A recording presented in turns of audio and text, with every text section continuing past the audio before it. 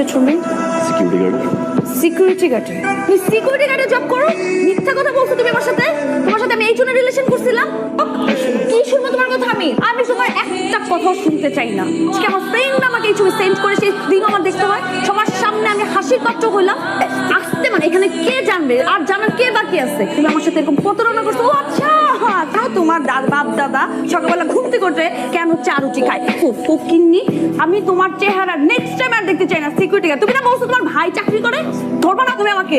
Next time কোনো যোগাযোগ করবো না। সিকিউরিটি গার্ড, প্রতারক।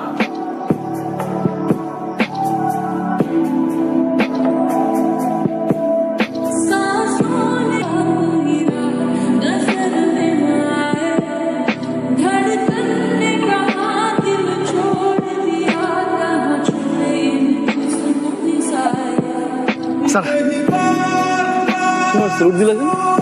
তো ভাই আপনি আমার স্যার, আপনি আমার বস। কত মানুষ আমি স্যালুট দিছি। আমার স্বপ্ন ছিল আমার বাইরে আমি স্যালুট দেব। আমার ভাই আমার বস, আমার বস আমি স্যালুট দিচ্ছি। যা ভাই।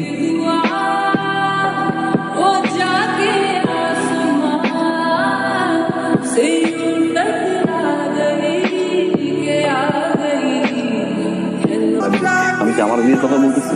আমি তোমার বিয়ের কথা বলতেছি। যা হওয়ার হয়েছে, দাঁড়াইতে বলছি দাঁড়াইছি। আমি বিয়ে ঠিক করো। আমি তোর কইছি আমি বিয়ে করবো, তোর বিয়েটা দেই।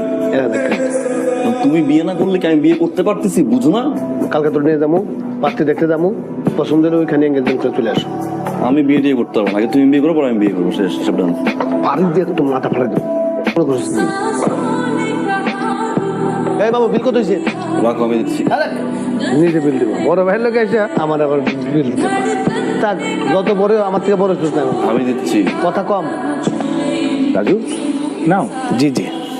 মাইশা মা, একটু এদিকে আসো না। আসসালামু আলাইকুম। ওয়ালাইকুম আসসালাম। ভালো আছেন? জি।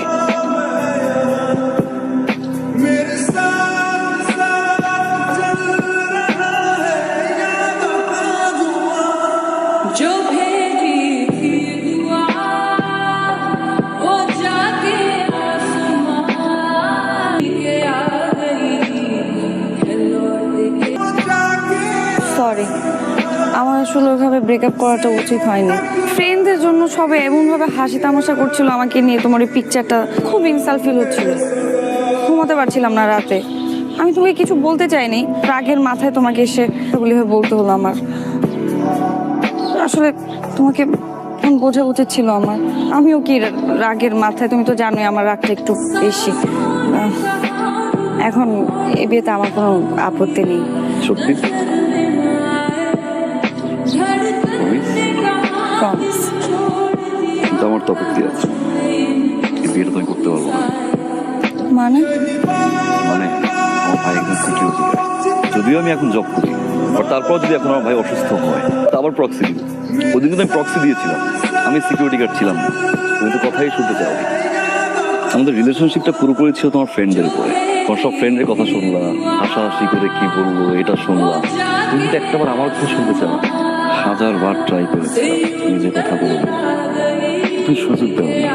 ফেসবুক থেকে শুরু করে হোয়াটসঅ্যাপ নাম্বার সবকিছু ব্লক করে রেখেছি। হয়তো আমিও বসছিলাম দেখ, আর যা খুশি তুমি বলে ব্রেকআপ করে ব্লক করে রেখেছি। আমার কথা কিন্তু শুনতে চাও না।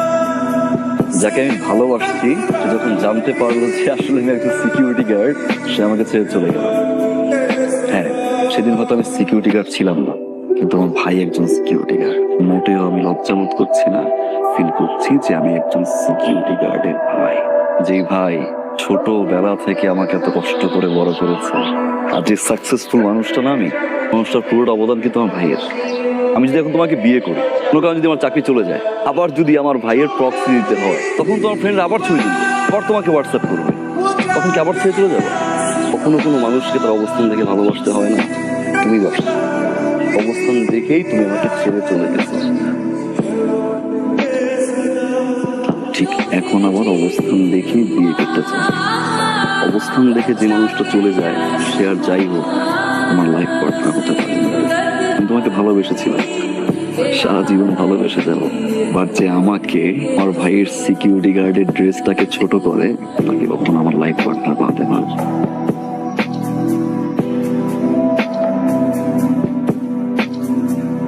আরেকটা কথা, তোমার ফ্রেন্ডদেরকে বলে দিও ওই দিনের ওই সিকিউরিটি গার্ডের ছেলেটাই আজকে তোমার বাবার বস।